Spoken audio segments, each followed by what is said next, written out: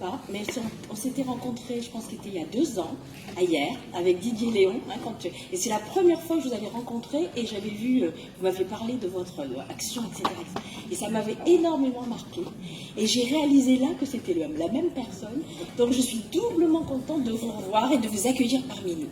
Vous savez que ce jeune homme est déficient visuel et a fait preuve d'un esprit d'initiative et, comment dirais, d'une résilience, comme on dit maintenant, exceptionnelle.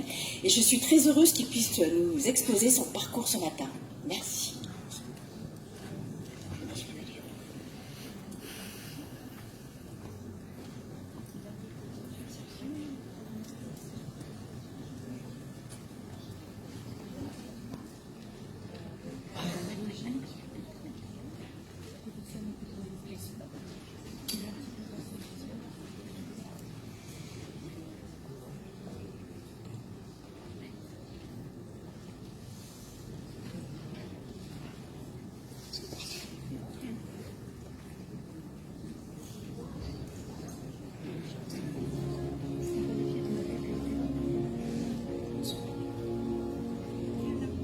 Les apparences, l'image que l'on a de soi et que l'on projette. À 15 ans, je me prenais déjà pour un caïd du quartier. Pour asseoir ma réputation, j'avais décidé de m'inscrire à la boxe thaï.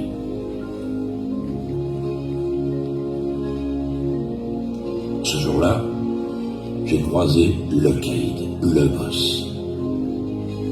Il en imposait tellement que tout le monde le craignait. Je croyais rêver, jusqu'à ce qu'ils s'en prennent à moi.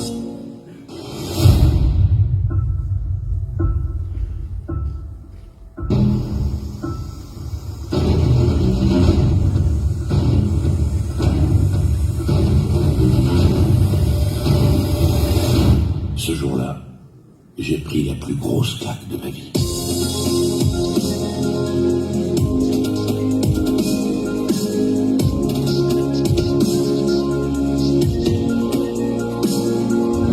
Je m'appelle Sébastien.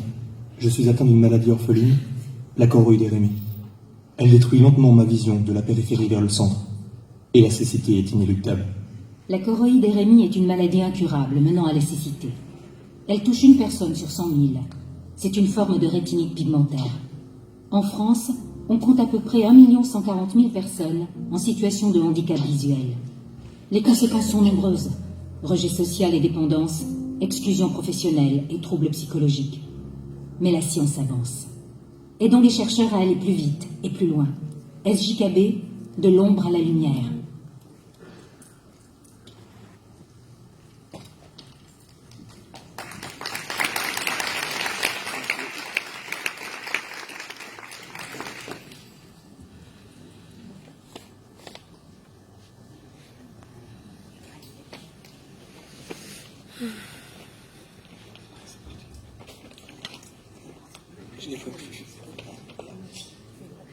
Bonjour mesdames et messieurs, je vous remercie d'être présents ce matin et de vous être levés pour être là.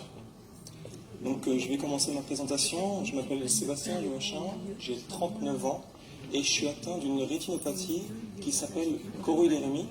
C'est une maladie rare qui touche la choroïde. La choroïde étant le tissu nourricier de la rétine. La disparition de la choroïde entraîne la disparition également des cellules réceptrices de la rétine, en commençant par les bâtonnets à la périphérie, puis en allant vers les cônes, provoquant à cette suite une cécité progressive qui va de la périphérie vers le centre. Il faut savoir que la choroïdérémie, ou CHM, c'est une maladie qui touche 0,00001% de la population française. Et parmi cette population, il y en a encore 10%, c'est-à-dire entre 60 et 80 personnes, qui ont une rétine si fine et si fragile qu'elle se décolle, se déchire parce qu'elle se troue. Je fais partie de ces personnes-là. Et en fait, cette fragilité fait qu'il est quasiment impossible d'avoir recours à un scalpel pour prodiguer des soins. Or, la choroïdérémie a une thérapie génique, c'est un soin qui nécessite de découper la rétine pour injecter un vecteur qui n'est autre qu'un virus désactivé pour pouvoir stopper l'évolution de cette maladie. Or, les personnes qui, comme moi, ont une choroïdérémie, une rétine extrêmement fragile, ne peuvent bénéficier de ce soin. Ça veut dire que, concrètement, la cécité continue d'avancer et qu'il n'y a rien à faire pour l'instant. J'ai rien dit de drôle, j'ai longtemps qu'il rit à côté. Donc, pour vous décrire un petit peu les choses au niveau personnel, mon diagnostic il a été posé à l'âge de 5 ans à peu près, par l'hôpital Necker ou Lariboisière, je ne me souviens plus. On m'a décelé une rétinopathie et on nous a dit à l'époque que personne ne pouvait rien faire pour moi et à ma famille aussi, ce qui fait qu'on est un peu reparti chez nous sans réelle orientation ni information. Et ces paroles, je les ai entendues régulièrement au cours de ma vie, puisque c'est une maladie rare et qu'il n'y a pas grand-chose à faire. Heureusement, il y a aussi des personnes qui m'ont un peu orienté, qui m'ont prodigué des paroles rassurantes. Et en fait, on a fait face avec mes parents, la maladie a évolué, mon acceptation de la maladie a évolué aussi avec le temps. Et au final, comment l'expliquer, ça a évolué avec le temps et j'ai eu, des étapes d'acceptation, on va dire. Donc, tout d'abord, mes parents m'ont élevé exactement comme mes frères et sœurs, c'est-à-dire de façon égale, sans me considérer comme une personne malade. Ce qui fait que moi, je me considérais comme un enfant normal, et que j'ai grandi avec cette idée que j'étais comme les autres, c'est-à-dire sans maladie et sans handicap. Et ça a été extrêmement important pour moi et pour ma construction psychologique. Ensuite, les symptômes ont évolué, excusez-moi. Tout d'abord, l'hypersensibilité à la lumière. C'est pour ça que j'ai les yeux à moitié fermés en vous parlant maintenant. L'hypersensibilité à la lumière qui provoquait notamment des migraines et des vomissements en fin de journée après les journées très ensoleillées. La cécité nocturne est l'un des symptômes aussi. Et puis, je vous en ai parlé tout à l'heure, la perte de la vision de la périphérie vers le centre qui mène 3 décennies plus tard vers un handicap visuel progressif. Et ce handicap visuel progressif finit par la cécité. Ensuite, à l'adolescence, mon champ visuel périphérique a disparu. Et j'ai, moi, personnellement, rejeté tout ce qui était lié à la maladie. J'ai rejeté aussi le corps médical et je refusais à l'époque de voir les médecins. C'était un déni de la maladie. Et je n'avais pas envie, moi, d'être traité comme un cobaye, alors que les médecins étaient très curieux de voir et de considérer l'évolution de la cécité. Ensuite, vers l'âge de 16 ans, à peu près, je suis retourné vers les médecins qui m'ont imposé des batteries de tests. Et ces tests, pour moi, ils ont été extrêmement choquants parce que j'ai vu notamment sur le Goldman l'évolution de la perte de la vue.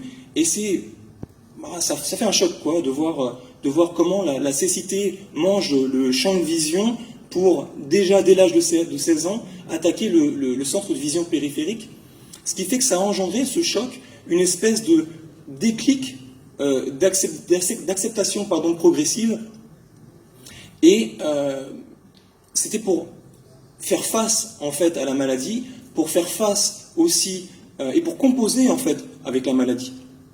Et donc, ce demi-déni s'est transformé, ce déni, s'est transformé en une espèce de demi-déni. Et j'ai aussi eu recours, sans le savoir à l'époque, à une sorte de rationalisation. C'est-à-dire que j'ai eu besoin de voir les choses positivement et de me dire, je vois encore suffisamment bien, j'ai le temps de voir les choses venir. Ensuite, les hasards de la vie font que j'ai été agressé relativement violemment. J'ai été agressé par une personne dans la rue sans raison, elle m'a tabassé à coups de pied et à coups de poing. Ça a été une espèce de choc traumatique. Et puis, une deuxième agression sans violence qui a été un racket. Mais à partir de ce moment-là, j'ai décidé, en mon fort intérieur, de dire stop et de plus jamais me laisser agresser, de plus jamais être la victime ni de qui que ce soit, ni de quoi que ce soit, pas même la maladie. J'ai donc décidé de prendre les armes, au sens figuré, et de rendre coup pour coup. Je me suis tourné alors vers le sport de self-défense notamment, pied-point, boxe française, boxe thaï, boxe américaine, boxe anglaise, et les sports de renforcement, de la musculation. Et je crois que j'ai oublié de passer les images. Voilà. La musculation, et en fait ça a été une espèce de déclic pour moi, et ça a été le début de ma résilience. Alors, la résilience ou rebondir. La résilience, à l'origine, ça désigne la capacité physique de certains matériaux d'encaisser les chocs.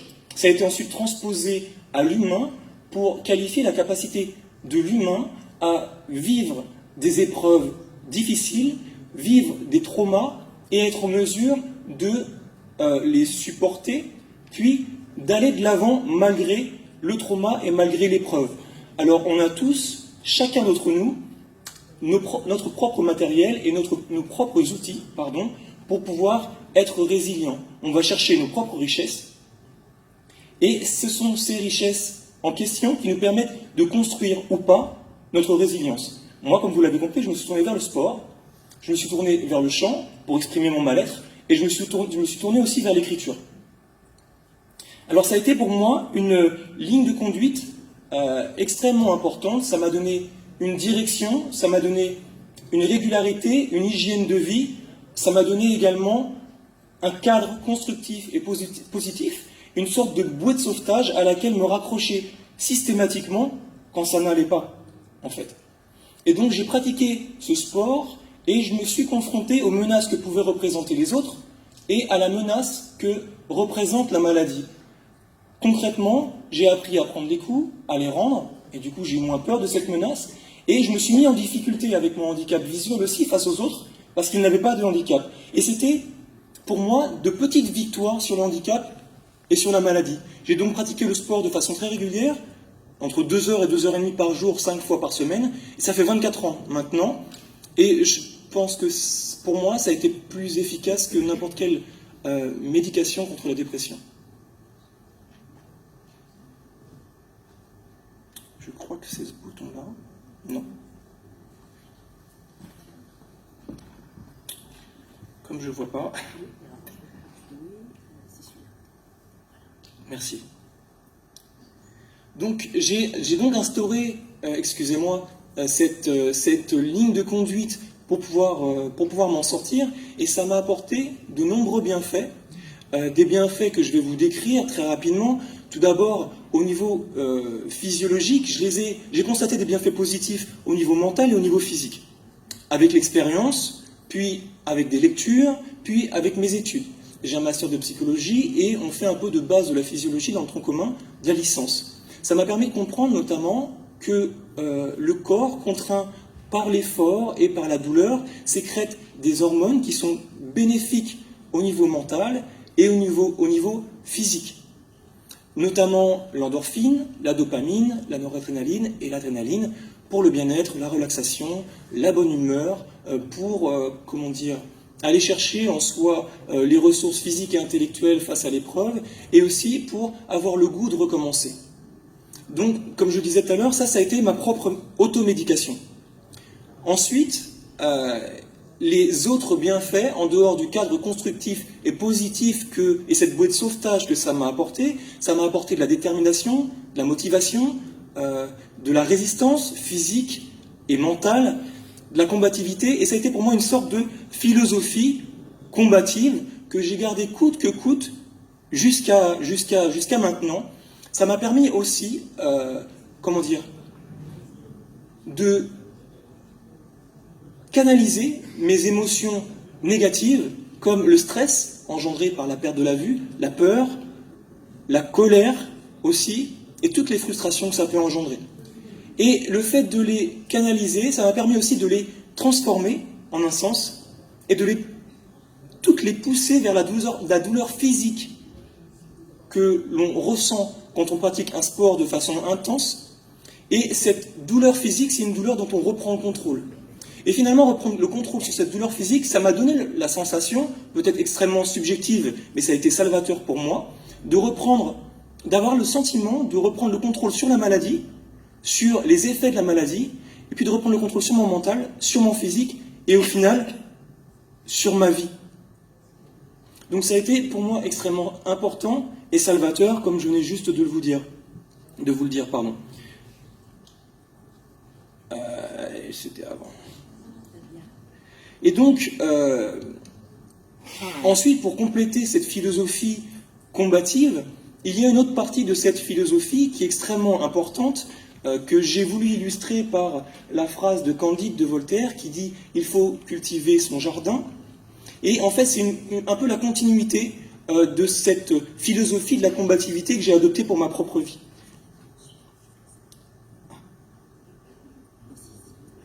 D'accord, ah oui, pardon. Et donc, ça a été pour moi un complément. Et ma prof de lycée m'avait expliqué que chacun d'entre nous, on a des outils, on a des richesses qu'on cultive, qu'on enrichit. Et ce sont ces outils-là qui notamment nous permettent d'être résilients ou pas, de construire notre résilience ou pas, mais aussi d'aller chercher de façon active notre propre bonheur. Donc, le bonheur, simple dans ce sens-là, c'est d'utiliser nos outils et d'aller chercher ce dont on a besoin, déjà d'une pour survivre, et de deux, pour se sentir heureux, s'accomplir, trouver une place dans la société, retrouver un sens dans sa vie, et se lancer de nouveaux défis. Pour moi, les nouveaux défis, vous l'avez compris, ça a été à travers mes passions, notamment le sport. Ça a été aussi le chant, pour exprimer mon mal-être, je l'ai dit tout à l'heure, mais aussi l'écriture. Et juste pour terminer, je tiens un blog depuis 3-4 ans, dans lequel j'écris des articles que je publie à destination des personnes handicapées visuelles pour leur donner des informations pertinentes. Je republie aussi des articles qui peuvent les aider. Ce blog s'appelle le blog du SJKB. Ça sert de socle à l'association SJKB dont je suis président. J'écris aussi pour un journal, un syndicat de presse qui traite du handicap depuis peu, qui s'appelle France Handicap Info. Et je viens d'écrire un livre qui s'appelle Une cécité à pas de loup, qui a été préfacé par le professeur Christian Hamel, qui l'a préfacé en 2016. Et il m'a revu en 2017, en mai et en juin, et je l'avais mis de côté, et il m'a encouragé à aller à la fin de ce projet. Et je suis arrivé à la fin de ce projet, j'ai proposé à des maisons d'édition qui veulent l'éditer. Donc là, je suis en pleine discussion avec ces maisons d'édition. Donc voilà, je suis président de l'association SJKB, qui veut dire Sébastien Joachim Kicks Blindness. Pour ceux qui parlent anglais, ça veut dire un petit peu botter les fesses à la cécité. Et donc l'association a pour but notamment de lutter contre la cécité. Si jamais vous voulez en savoir un peu plus, il y a l'exposition qui est juste derrière que nous avons mise en place, et vous pourriez ensuite à la pause discuter avec moi pour savoir un petit peu plus. Voilà, je vous remercie. Je vous remercie pour votre attention. Je remercie M. Waquet qui a eu la gentillesse de me faire venir ici pour prendre la parole. L'association Arriba. Et vous-même. Je vous remercie, Madame Lebaille.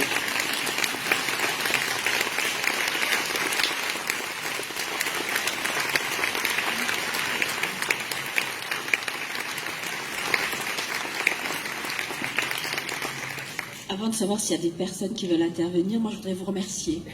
Vous remercier de la manière très intelligente dont vous êtes présenté.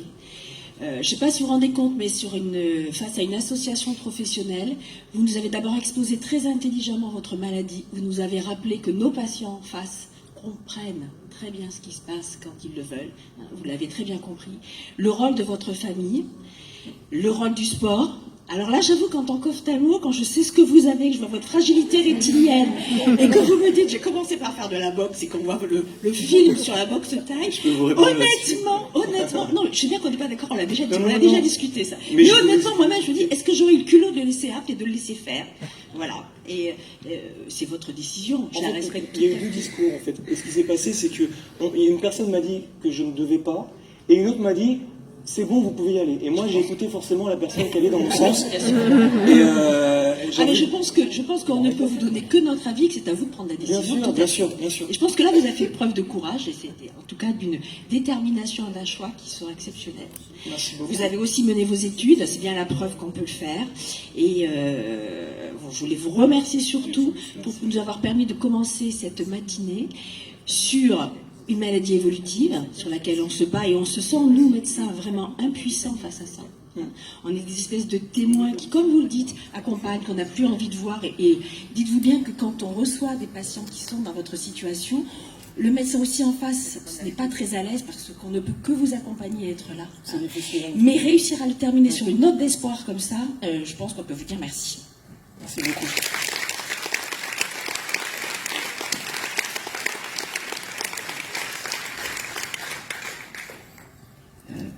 Oui, il y a quelques années, lors d'un congrès à Ripa, on avait eu le témoignage d'un papa qui a 2 enfants déficients visuels, et il avait terminé sa communication en nous disant « Mes enfants sont des handicapés de la vue, mais pas de la vie ». J'avais trouvé cette phrase magnifique, et là, en vous écoutant, j'avais envie de vous dire « Elle vous va si bien ». Merci beaucoup. Moi, j'ai été très touchée par votre témoignage, effectivement, et j'avais pas de questions particulières, mais j'avais envie de vous dire merci de nous l'avoir fait partager. Je vous remercie, je ne sais pas où vous êtes, mais je vous remercie. C'est important, excusez-moi, juste une chose, c'est important que les personnes qui perdent la vue comprennent justement ça. Tout le monde ne comprend pas qu'on n'est pas handicapé de la vie, pardon. Et c'est un parcours psychologique, et parfois on peut essayer de les mettre sur le chemin en leur faisant comprendre que la vie n'est pas terminée, justement. C'est vraiment important qu'ils le comprennent. Très important. Bonjour. Quand vous avez été agressé, vous étiez avec une canne blanche, c'est-à-dire un signe de reconnaissance de difficulté autre, ou c'était voilà, par rapport à ça, la canne blanche est arrivée comment ou quand La canne blanche est arrivée sur le tard, si vous voulez. Ma rétine s'est déchirée à l'âge de 32 ans, conséquence de la boxe. Et à partir de là, les difficultés ont commencé à être assez grandes, puisque j'ai perdu la moitié de mon champ visuel. Je tombais dans les escaliers et tout, et ma compagne m'a dit « Tu devrais apprendre la canne ». Et en fait, ça date de 2016 seulement, la canne. Quand je me suis fait agresser, j'étais adolescent. Et en fait, c'est une maladie justement qui est invisible, et sans la canne, ça se voit absolument pas que je suis handicapé visuel. Donc la personne qui m'a agressé n'avait aucune idée de mon handicap et de ma maladie. J'étais une personne lambda.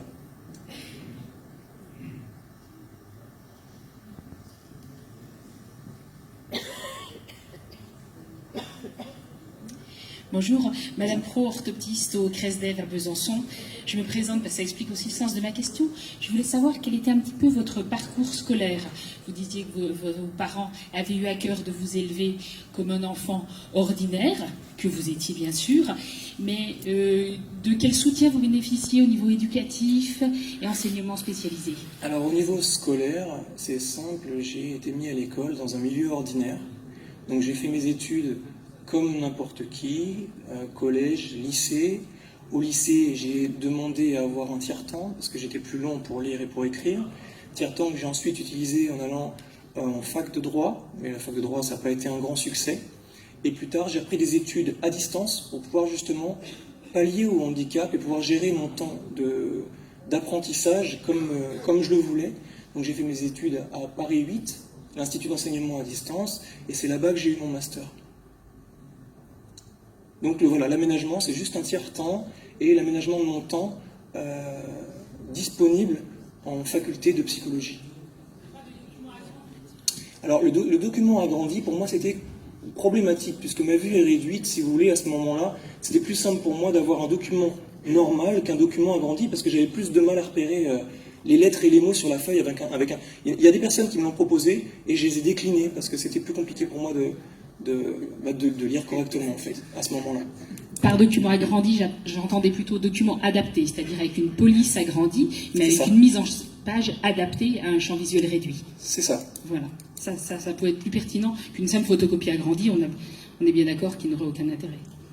D'accord. Les profs qui ont eu la gentillesse de le faire n'étaient pas trop au courant de ma pathologie. C'est là où parfois, de parler en tant que patient de sa pathologie à la personne qui est en face de vous, d'expliquer en quoi ça consiste, ça aide à transmettre l'information. Ces personnes-là ne savaient pas ce qu'il me fallait forcément. Et évidemment, on ne peut pas tout demander à l'éducation nationale. C'est voilà, le rôle de l'enseignement spécialisé aussi, par le biais de structures extérieures, S3AS ou... Bon, je ne connaissais pas à l'époque, j'ai pas eu recours. D'accord, c'est ce que je veux dire, merci. De rien, c'est moi.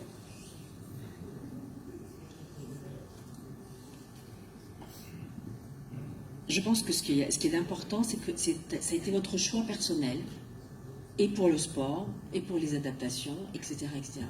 Et qu'un des maîtres mots actuellement dans la prise en charge du handicap sur lequel on insiste, c'est l'autodétermination du patient qu'il faut savoir respecter. Et vous en êtes un parfait exemple. Voilà, encore merci. Merci beaucoup. Il y a encore une question.